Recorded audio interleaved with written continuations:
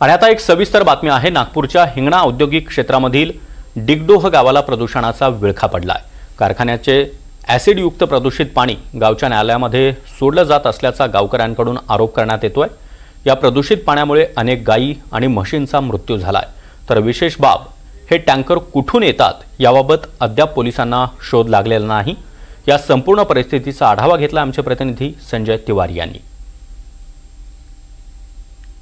नागपूर जवळच्या हिंगणा MIDC परिसरातील डिगडोह गावामधील या ठिकाणी आम्ही उभे आहोत आणि ही जी जागा आहे ही कचरा, औद्योगिक कचरा जाळणे आणि ॲसिडयुक्त पाणी सोडणे इथे सर्रास सुरू असतं। आपण पाहू शकता हे समोर जी जागा दिसते आहे आणि इथे जो पाणी दिसतो आहे इथे सर्रास ॲसिडयुक्त दूषित पाणी टाकलं जातं असं गावकऱ्यांचं म्हणणं आहे। आणि आत्ता आपण माझ्या मागे पाहू शकता तर सर्रास औद्योगिक कचरा आत्ता आम्ही आलो त्यावेळेला जाळण्यात येत होता आणि लोक तिथून निघून गेले।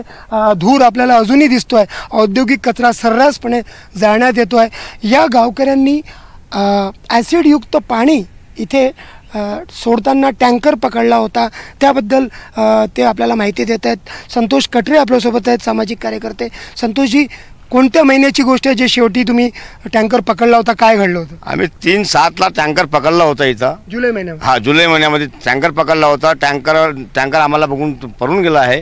त्याच्यानंतर आम्ही कंप्लेंट दिली। नाही, टँकरमधून काय सोडत होते ते? टँकरमधून तो एसिड इथं रोज टाकणे आहे, त्याचा आताही टाकत आहे बहुतेक ते।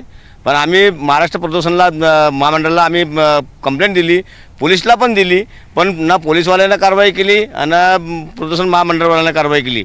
त्यांनी RTOकडे पत्र पाठवलं आहे। हे RTOला पत्र पाठवलं आहे 10/7 पण आजपर्यंत आम्हाला कोणतीही माहिती नाही दिली आहे। आणि आजही ह्या एरियामध्ये एसिड टाकत आहेत कंपनीवाले, पण पोलीस त्यावर लक्ष नाही आणि प्रदूषण मंडळाचं काही पण लक्ष नाही आहे। प्रदूषण नियंत्रण मंडळाने पाण्याचा नमुना घेऊन गेले होते, काय घडलं होतं? हा, नमुना घेऊन गेले होते इथून।